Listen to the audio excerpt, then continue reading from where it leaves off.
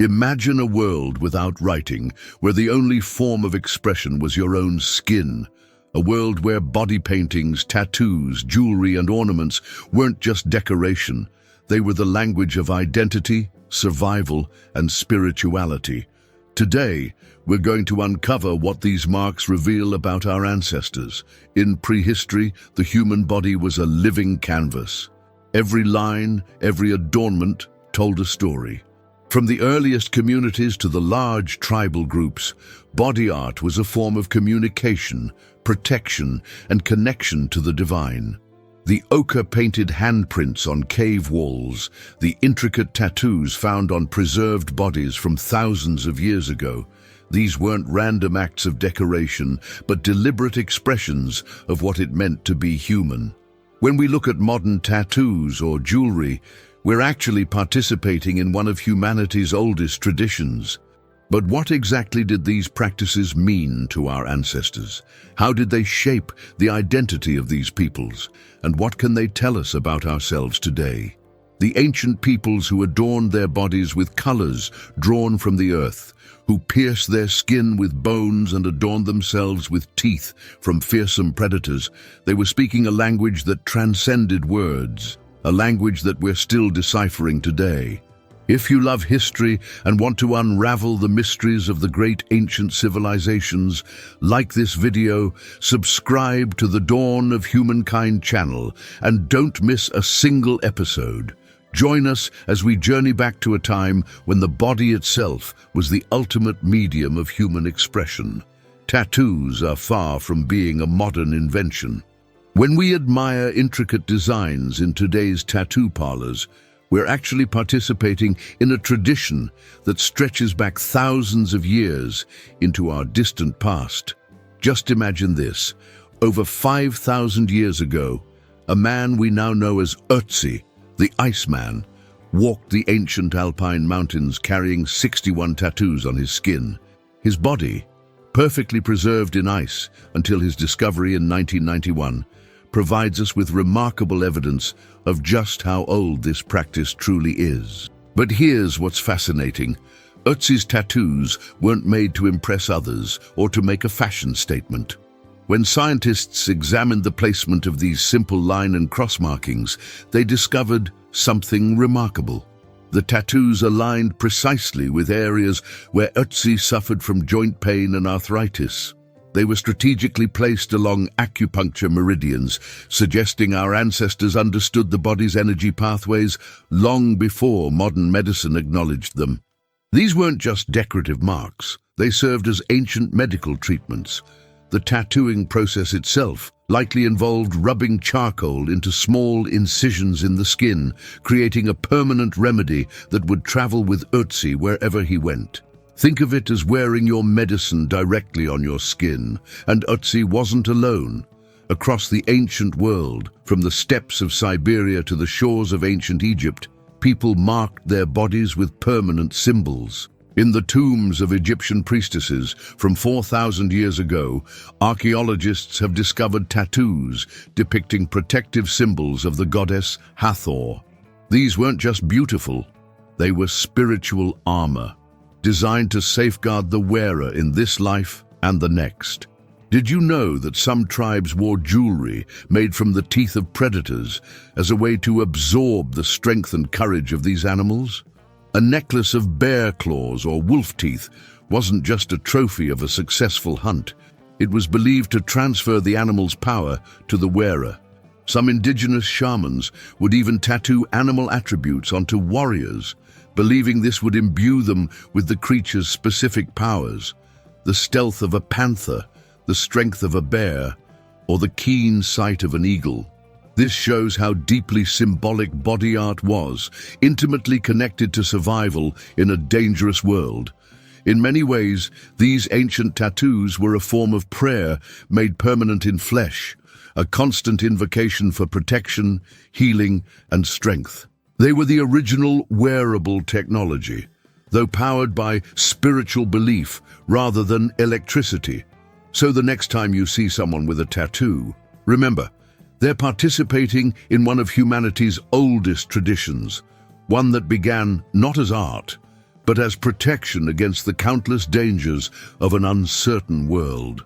Before the permanence of tattoos, body painting was humanity's original form of self-expression. Imagine waking up each morning and deciding not just what to wear, but what to become through the colors on your skin. For our ancestors, this wasn't an occasional artistic choice. It was a fundamental part of daily life. These vibrant body paintings were created using pigments sourced directly from the earth around them.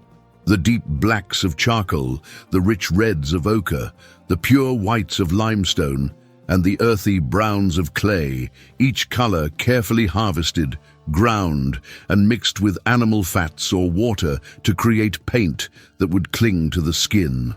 Archaeological evidence from sites dating back 30,000 years shows these same pigments were used both on cave walls and human bodies, connecting personal expression with larger cultural narratives. But these paintings were far more than decoration. They were a sophisticated language written directly on the body. When a hunter in ancient times covered himself with mud and grass, he wasn't just trying to look intimidating, he was becoming one with the landscape, invisible to his prey. The earliest form of camouflage wasn't developed by modern militaries, but by prehistoric hunters who understood that survival meant blending into their environment. Within tribal communities, body painting served as a visual resume, instantly communicating who you were and your place in society. A tribal chief might wear specific patterns that only those of his rank could display. Coming-of-age ceremonies were marked by special designs that announced to the entire community that a child had become an adult. Imagine the pride of a young person receiving their first ceremonial paint, finally wearing the marks that welcomed them into adult society. The colors themselves spoke volumes. Red ochre, one of the oldest pigments used by humans, was often associated with life and blood. In many prehistoric communities, red ochre was sprinkled over the dead in burial rituals, perhaps symbolizing rebirth or the blood of life. White, created from limestone or kaolin clay, frequently represented the spirit world and was used in funeral ceremonies or by shamans when communicating with ancestors. What's truly remarkable is how universal this practice was. From the Aboriginal peoples of Australia, whose body painting traditions stretch back 40,000 years, to the ancient Picts of Scotland, whose name literally means the painted ones in Latin. Diverse human communities separated by vast distances all discovered the power of painting their bodies. Even more fascinating is how these traditions evolved differently based on available materials. Tribes living near volcanic regions might incorporate dramatic black from ash, while those near coastal areas might use crushed seashells to create luminous whites and pinks that shimmered in firelight. These painted messages could be intensely personal or broadly declarative. A warrior might paint symbols of past victories before battle, a visual boast of his prowess. A woman might wear specific patterns to indicate she was seeking a partner, or conversely, that she was unavailable. All without speaking a single word, these complex social communications played out through the visual language of paint. So the next time you see someone applying makeup or even changing their appearance through filters on social media, remember, they're participating in a tradition as old as humanity itself, part of our enduring need to transform our appearance and communicate who we are through the visual language of the body. Long before diamonds and gold captured human imagination, our ancestors adorned themselves with treasures from the natural world around them, necklaces made from animal teeth, bracelets woven from shells, earrings carved from bones. These weren't just pretty decorations, they were powerful symbols that spoke volumes about the wearer without a single word being uttered. Imagine a tribal leader walking into a gathering, his chest adorned with a necklace made from the teeth of 5 different predators he had personally hunted. Each tooth told a story of courage, skill, and survival. This wasn't just jewelry, it was a visual biography. a wearable record of achievements that commanded immediate respect from everyone who saw it. Archaeological discoveries have revealed just how ancient this practice truly is. In a cave in Morocco, researchers found 33 shell beads dating back 150,000 years, making them among the oldest known examples of human jewelry. Think about that for a moment. Even at the very dawn of modern human behavior, we were already finding ways to adorn ourselves, to stand out, to communicate status through what we wore. The materials themselves often carried deep symbolic meaning. Shells from distant oceans proved that you either traveled far or had valuable trade connections. Feathers from rare birds might indicate a special relationship with the spiritual world. Amber, fossilized tree resin, was particularly prized in Northern Europe, believed to contain the golden light of the sun itself, preserved for eternity. In many prehistoric societies, the most elaborate adornments were reserved exclusively for those of highest status. Archaeologists can often identify the highest-ranking individuals in ancient burial sites simply by the abundance and quality of their jewelry. A chieftain might be buried with hundreds of beads, requiring thousands of hours of craftsmanship, while others might have only simple adornments or none at all. Some of the most fascinating examples come from the powerful rulers of ancient civilizations. In the royal tombs of Ur, in what is now modern-day Iraq, archaeologists discovered elaborate headdresses made from gold leaves, lapis lazuli beads, and carnelian stones dating back 4,500 years. These weren't just beautiful, they were designed to transform the wearer into something more than human, blurring the line between ruler and deity. For women in many prehistoric societies, jewelry served as portable wealth and security. Unlike land or livestock, necklaces and bracelets could be carried if the community needed to relocate quickly. These weren't just status symbols, they were insurance policies against uncertain futures, wealth that could be traded for food in times of scarcity. But perhaps most remarkable was how these adornments connected humans to the natural and spiritual worlds around them. Bear claws worn around the neck might transfer the bear's strength to the wearer. Shells formed into bracelets might carry the protection of water spirits. These weren't mere superstitions, they were profound expressions of humanity's place within a larger cosmic order. So did you know that some prehistoric jewelry was made from the teeth of predators? If you're enjoying this video, like it, share it, and subscribe to the Dawn of Humankind channel for more incredible stories. And tell us in the comments, would you wear jewelry made from animal teeth? What do you think about these ancient forms of personal expression that came long before modern fashion? Body art in prehistoric times wasn't just a personal choice or individual expression, it was profoundly communal. Unlike today's world, where we might choose a tattoo based on personal preference alone, our ancestors used body modification as a way to weave individuals into the fabric of their community and the spiritual world beyond. Imagine a young person in a prehistoric tribe reaching the age of adulthood. The entire community would gather for a ceremony that might last days or even weeks. Elders would carefully apply sacred patterns to the initiate's skin, designs passed down through countless generations, their meanings known only to the fully initiated. These weren't random decorations, but visual languages that transformed the individual before the eyes of their community. Archaeological evidence from cave paintings and figurines suggests these initiation rituals date back at least 40,000 years. In the depths of the Lascaux caves in France, handprints stenciled on walls may represent such ceremonies, with each mark recording a person's transition to a new social status. Think of it as the original graduation ceremony, but with the diploma written directly on your skin. Birth rituals were equally significant. When a child was born, mothers and infants would be painted with protective symbols, often in red ochre, a color associated with life-giving blood. These markings were believed to shield the vulnerable newborn from harmful spirits while welcoming them into the protection of the tribe's ancestors. In many prehistoric societies, a baby wasn't considered fully human until these rituals were completed. The paint and adornment literally bringing them into the social world. Marriage ceremonies transformed individuals not just socially but visibly.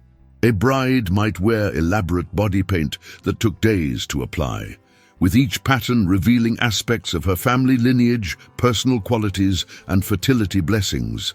Archaeological findings from ancient burial sites reveal that some marriage adornments were so important they stayed with the wearer forever. Shell necklaces and special ornaments often accompanied the deceased into the afterlife. Perhaps most striking were the funerary practices.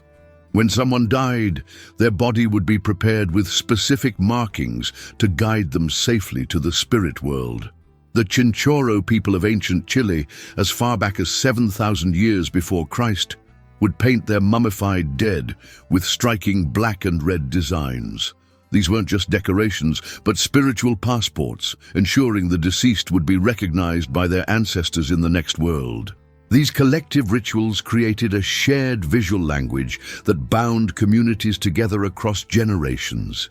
Every time similar patterns were applied, the connection between past, present, and future was reinforced. Through body art, abstract concepts like loyalty, belonging, and spiritual connection became tangible, visible realities. What's fascinating is how universal these practices were. From the indigenous peoples of the Amazon rainforest to the ancient tribes of Australia, from the steppes of Asia to the plains of North America, remarkably similar body art traditions emerged independently. This suggests something fundamental about human nature and our need to mark significant life transitions in visible, physical ways. For our ancestors, there was no distinction between art, spirituality, and community. The patterns painted on a young hunter's face before his first hunt weren't just camouflage. They were prayers for protection, connections to ancestral hunters, and public declarations of his new role in society. Every line, every dot, every color spoke simultaneously to the visible world of the living and the invisible world of spirits and ancestors. So the next time you witness a modern rite of passage, a graduation ceremony, a wedding, a funeral, look for the visual elements that transform the participants. The cap and gown, the white dress, the solemn attire. Though more subtle perhaps than the vivid body paintings of our ancestors, these visual transformations serve the same profound human need to make internal transitions visible, to share them with our community, and to connect our individual lives to something much larger than ourselves. Throughout human history, when cultures faced conquest or domination, the body itself often became the final territory of resistance. For many ancient peoples, body art wasn't just decoration or spiritual expression, it was a powerful act of cultural survival. Imagine living in a time when invaders have taken your land, banned your language, and outlawed your religious practices. What remains when everything external has been stripped away? The answer, for countless indigenous peoples, was the sacred knowledge encoded in their body art traditions. Consider the Celtic peoples of ancient Britain. When Roman legions arrived in the 1st century, they encountered warriors whose bodies were covered in blue-woad pigment, intricate spiral patterns that terrified the invading forces. Roman historians described these painted peoples with a mixture of fear and fascination. What the Romans saw as primitive decoration was actually a sophisticated visual language of resistance, a way for Celtic warriors to display their cultural identity in the face of an overwhelming empire. This pattern repeated itself across continents and throughout millennia. When Spanish conquistadors arrived in the Americas, they were shocked by the body modification practices they encountered, elaborate tattoos, piercings, and scarification that marked indigenous peoples as belonging to specific tribes and traditions. The Spanish quickly banned these practices, recognizing their power as symbols of cultural identity and resistance. What's truly remarkable is how these traditions went underground rather than disappearing. In the Amazon rainforest, certain indigenous tribes maintained their body painting traditions in secret, only practicing them deep in the forest, away from colonial outposts. Each time they applied the traditional designs, they were not just decorating their bodies, they were actively remembering who they were, keeping their cultural memory alive against tremendous pressure to forget. Sometimes this resistance took subtle forms. When African peoples were forcibly transported to the Americas as slaves, they were stripped of everything, their clothes, their tools, their religious objects, yet they managed to preserve their hairstyling traditions and, in some cases, scarification patterns that connected them to their homelands. These weren't just aesthetic choices, but quiet acts of defiance, ways of saying, "You may own my labor, but you do not own my identity." Archaeological evidence shows us just how persistent these forms of resistance could be. In burial sites from periods of conquest and colonization, we often find the deceased adorned with traditional markings and jewelry that had been officially banned, proof that people continued their practices in secret, even at great personal risk. The Maori people of New Zealand provide one of the most powerful examples of body art as cultural resistance. Their traditional tattoo art, known as tamoko, encodes family lineage, social status, and tribal affiliations. When European colonizers arrived in the 18th century and attempted to suppress Maori culture, tamoko became a focal point of resistance. Even as the Maori were forced to adopt European clothing and customs, many continued to wear their sacred facial tattoos as an unmistakable declaration of their identity. What makes these acts of resistance so moving is their intimacy.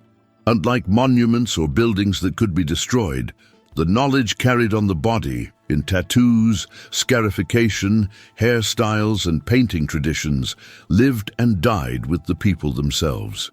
Each person who maintained these traditions became a living museum of cultural memory, a walking act of defiance against forces that sought to erase their history. Perhaps most remarkably, many of these traditions have survived into the present day.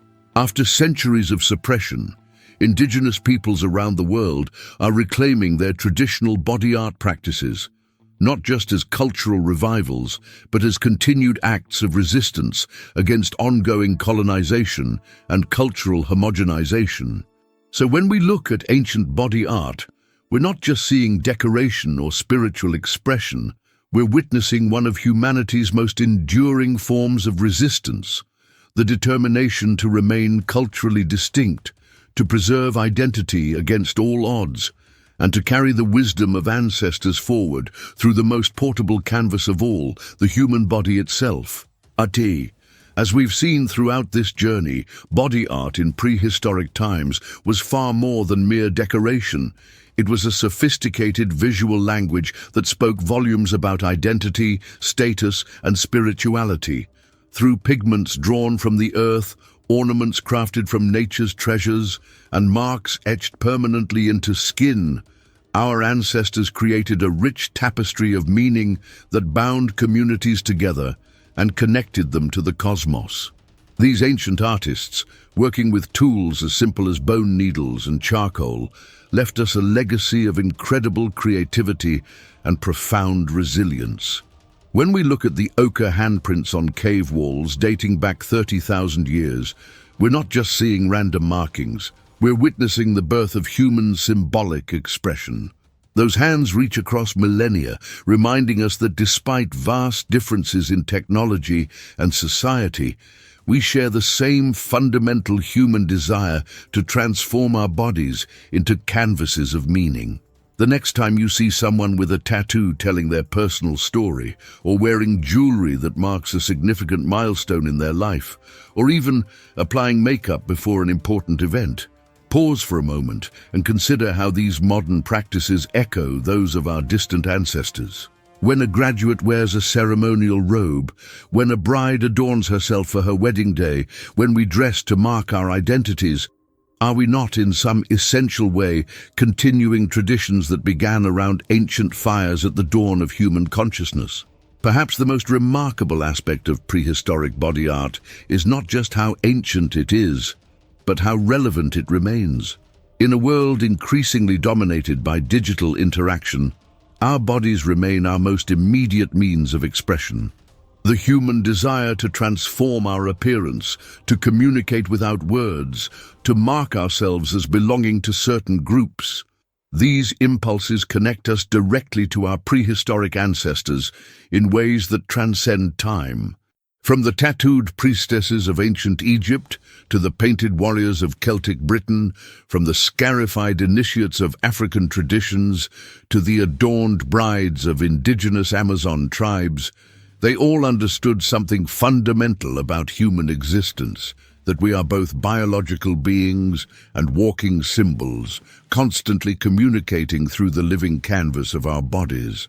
So next time you choose how to present yourself to the world, whether through clothing, jewelry, makeup, or even tattoos, remember that you're participating in one of humanity's oldest and most meaningful traditions. You're speaking a language that began before written words existed, a language understood by every human culture throughout history. If you enjoyed this exploration of prehistoric body art, please give this video a like. Share it with friends who might appreciate this connection to our shared human past, and subscribe to the Dawn of Humankind channel for more content about the fascinating world of prehistory. Leave a comment below, sharing how you express yourself through body art or adornment in your own life. Join us next time as we continue our journey into the ancient past, uncovering the stories of those who came before us and discovering how their innovations and expressions continue to shape our world today. Until our next adventure together.